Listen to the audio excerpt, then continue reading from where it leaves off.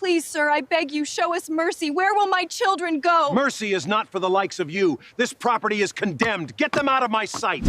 October 1964, Cody, Wyoming. A cold Saturday morning beneath a sky the color of worn steel. The first frost of the season still clings to the grass along the Shoshone River, and the Absaroka Mountains stand silent in the distance, their peaks dusted with early snow. By 9 o'clock, nearly half the town has gathered at the Whitaker Ranch. Pickup trucks line both sides of the dirt road. Men in denim jackets stand with coffee cups warming their hands. Women whisper in small groups near the fence line. Nobody has come to buy cattle. Nobody has come to socialize. They have come to watch a family lose everything. At the center of it all stands Mary Whitaker, 41 years old, widow, mother of two. Her hands are clasped tightly in front of her as she watches strangers walk across land her husband spent 20 years building.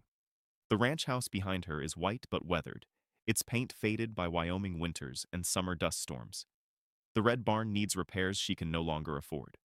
Beyond it, the cattle pens sit half empty.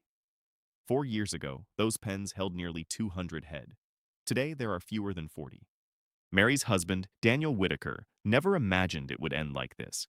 He had returned from Korea in 1954, carrying little more than a duffel bag and a determination to build something that belonged to his family. He worked every job he could find. He hauled lumber, fixed fences, loaded freight cars, slept in his truck when money ran short. By 1958, he had saved enough to make a down payment on 80 acres outside Cody. Most people thought he was crazy. The land was rough. Water was inconsistent. The winters were brutal. Daniel bought it anyway. He met Mary at a church social the following spring. She was 26, working as a school secretary and helping care for her aging parents. Daniel was not a man who spoke much. His hands were usually cut from work, and his boots always carried the dust of the ranch. But Mary liked the way he listened. When he asked questions, he actually waited for answers. They married 6 months later beneath a cottonwood tree beside the river. The years that followed were difficult, but good. They built fences together, branded cattle together, repaired roofs together. Their son Thomas was born in 1960. Their daughter Emma followed 2 years later. Daniel used to joke that the ranch had finally become profitable only after the children arrived because they provided free labor. Mary would roll her eyes every time he said it. Then came the accident. The story spread through Cody in less than an hour because small towns have always moved information faster than newspapers. Daniel had been repairing a windmill on the north end of the property. A support beam snapped. He fell nearly 30 feet.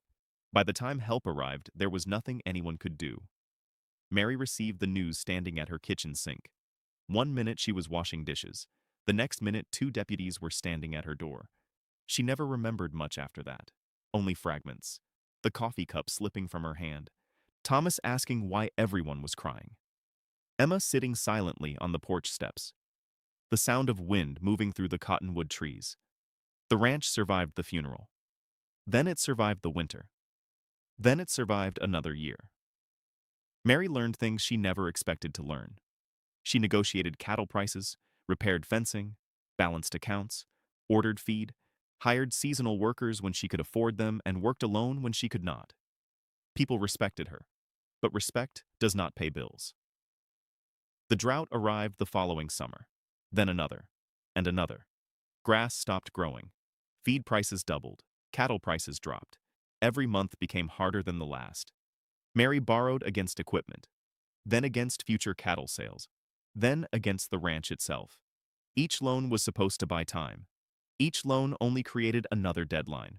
By spring of 1964, she was 3 payments behind. By July, she was 5. By September, the bank stopped returning her calls. The letter arrived on a Tuesday afternoon. Official envelope. Heavy paper. No emotion. No apology. Just numbers. Outstanding balance. Delinquent payments. Foreclosure proceedings.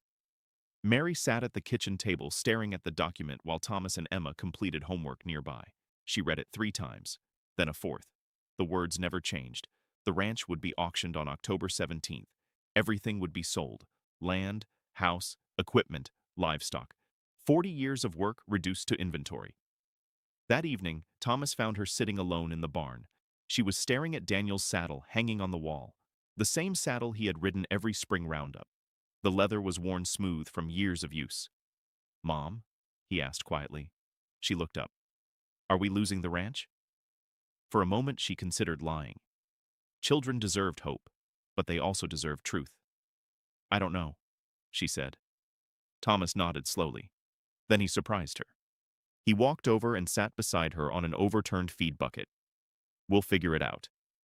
The words sounded impossibly small against the size of the problem, yet somehow they helped. Mary smiled despite herself. "You're 13. Still." She laughed softly, the first genuine laugh she had managed in weeks. But after Thomas went back to the house, reality returned.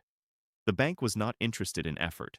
Banks measured numbers, and the numbers said she was finished. The foreclosure notice named one man above all others: Frank Delaney, president of First Wyoming Agricultural Bank, 56 years old, wealthy, respected, and known throughout the county for exactly one thing. Frank Delaney never changed his mind. He believed weakness created failure. He believed compassion interfered with business. Most of all, he believed rules mattered more than circumstances. Over the years, dozens of ranchers had sat across from his desk asking for extensions. Very few received them. Mary drove into Cody 3 days after receiving the notice. She wore her best dress, the same one she had worn to church on Easter, the same one she had worn at Daniel's funeral. Frank Delaney's office occupied the second floor of the tallest building in town. She waited 40 minutes before being called inside. Delaney barely looked up from his paperwork. "Mrs. Whitaker." "Mr. Delaney." He gestured toward a chair. "What can I do for you?" Mary carefully placed a folder on his desk. Inside were receipts, contracts, projected sales, every piece of evidence she could gather. She explained her situation: the drought, the feed costs, the upcoming cattle contracts, the buyers who had already expressed interest for spring delivery. She spoke calmly, respectfully. She never begged. When she finished, Delaney closed the folder. He slid it back across the desk. "Foreclosure proceedings will continue." Mary stared at him. "Did you read any of it?" "I didn't need to." She felt something inside her tighten. "Then why ask me to bring it?" Delaney folded his hands. "Because people feel better when they think they've been heard." For the first time during the meeting, anger flashed across her face. "My husband built that ranch. He borrowed money against it. He died. That doesn't alter the loan agreement." Mary looked out the office window toward the mountains. She needed several seconds before speaking again. "If I can make it to spring, I can save it." Delaney's expression never changed. "Spring is not part of the contract." Mary stood. She gathered her papers. For a moment, she almost said something she would regret. Instead, she simply nodded. Then she walked out. As she reached the door, Delaney spoke one final sentence. "Mrs. Whitaker." She turned. "Try not to make the auction emotional. Business is difficult enough without that." The door closed behind her. Outside, the Wyoming wind felt colder than before. And for the first time since Daniel's death, Mary Whitaker allowed herself to wonder whether she had finally reached a battle she could not win. October 17th arrived cold and clear. The kind of Wyoming morning that seemed beautiful until you remembered what day it was. Mary woke before sunrise and sat alone at the kitchen table while the coffee brewed. The house was silent, except for the ticking clock Daniel had repaired years earlier. She looked around the room and found memories everywhere. The scratches on the floor from Thomas dragging toy trucks through the house. The pencil marks beside the doorway where they measured the children's height every birthday. The chair Daniel always sat in after supper. For a long time, she simply stared at it. Then she stood, poured herself a cup of coffee, and walked outside. The auction would begin at 10. By then, the ranch would no longer belong to her. The first vehicles arrived shortly after 8. Pickup trucks rolled slowly down the dirt road and parked along the fence lines. Some belonged to neighbors. Others belonged to ranchers from neighboring counties hoping to buy equipment at a discount. A few belonged to men who attended every foreclosure auction simply because there was always a bargain somewhere in another family's tragedy. Mary tried not to judge them. People came for different reasons. Some came out of curiosity, some came out of sympathy, some came because opportunity rarely knocked twice. None of it changed what was about to happen. Thomas stood beside the barn, watching strangers walk across the property. He had inherited his father's broad shoulders and stubborn expression.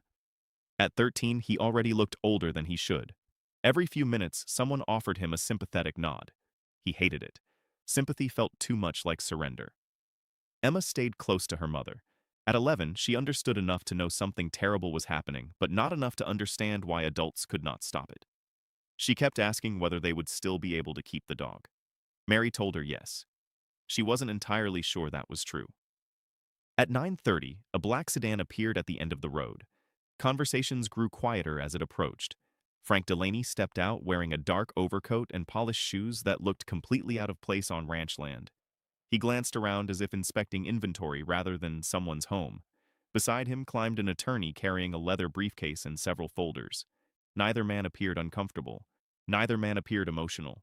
To them, this was another Saturday, another file, another completed transaction.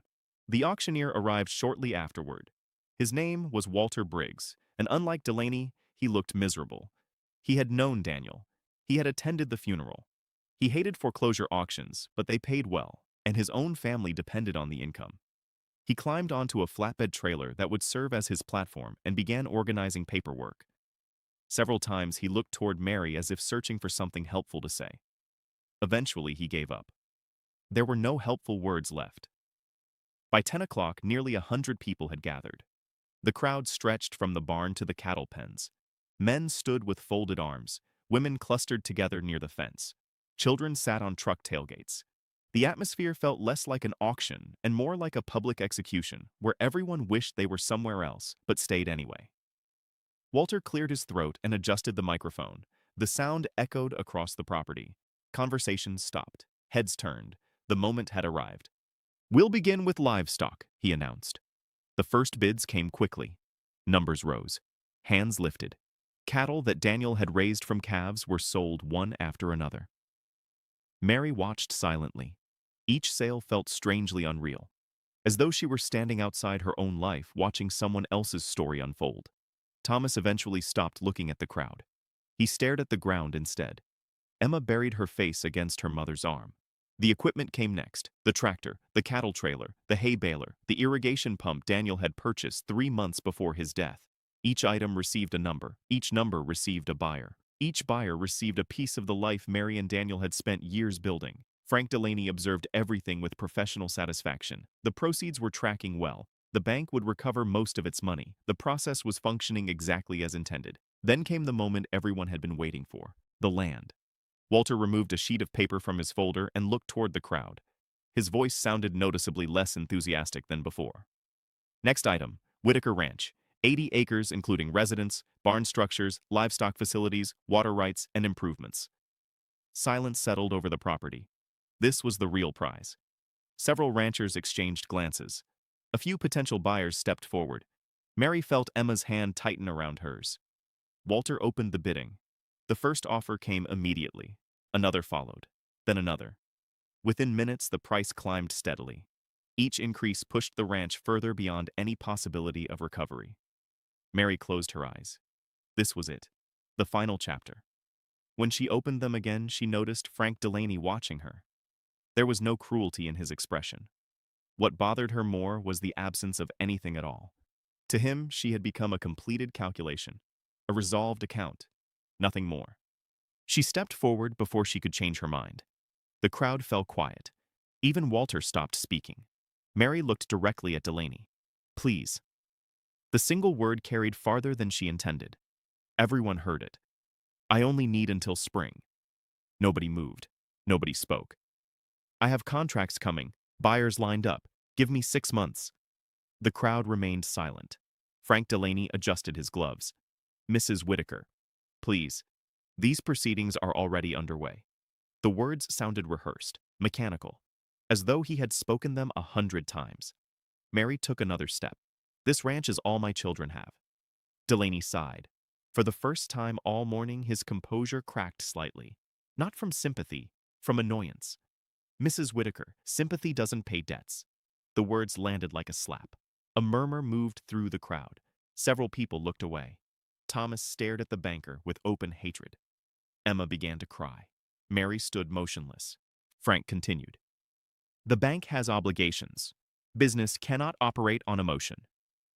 Nobody interrupted him. Nobody challenged him. And that gave him confidence. Perhaps ranching isn't a practical occupation for a widow trying to manage alone. The silence that followed felt heavier than anything that had come before. People shifted uncomfortably. Some looked embarrassed. Others looked angry. But nobody spoke. Not Walter. Not the neighbors. Not the buyers. Not the attorney. Nobody. Near the back of the crowd, however, one man slowly lowered his coffee cup. He had arrived less than 20 minutes earlier in a dusty pickup truck that nobody paid much attention to. He wore a tan Stetson pulled low against the morning sun and a canvas jacket weathered by years of use. Most people assumed he was another rancher passing through. He had parked near the road and remained quiet ever since. Now he watched Mary Whitaker standing alone before the crowd. He watched Thomas clench his fists. He watched Emma wipe tears from her face.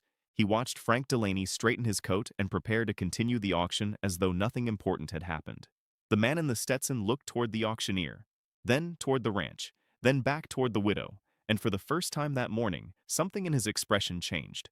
A few people nearby began whispering. One man frowned, looked again, then nudged his friend. The whispers spread slowly. Heads started turning. Recognition moved through the crowd one person at a time, but the banker hadn't noticed. Not yet. And neither had Mary. The auctioneer cleared his throat nervously and prepared to resume bidding. That was the exact moment the stranger stepped forward from the crowd. The crowd parted almost instinctively as the stranger walked forward. He did not hurry. He did not look angry. He simply moved with the calm confidence of a man who had already made up his mind. The gravel crunched beneath his boots. The wind tugged lightly at the brim of his hat. Walter Briggs lowered the microphone and watched him approach. Frank Delaney finally noticed the movement and turned. For a brief moment, confusion crossed his face. Then he recognized the man. The color drained from his expression so quickly that several people standing nearby noticed it immediately. The whispers became louder. More heads turned. Within seconds, nearly everyone present understood who was walking toward the center of the auction. Mary Whitaker did not. She had never paid much attention to movies. She knew the name John Wayne, of course. Everyone did. But she had never imagined seeing him in person, much less standing in the middle of her foreclosure auction on a cold October morning in Wyoming. The stranger stopped a few feet from the auction platform and looked at Walter Briggs. "What's the current bid?" Walter blinked twice before answering. 31,000. The stranger nodded. 35.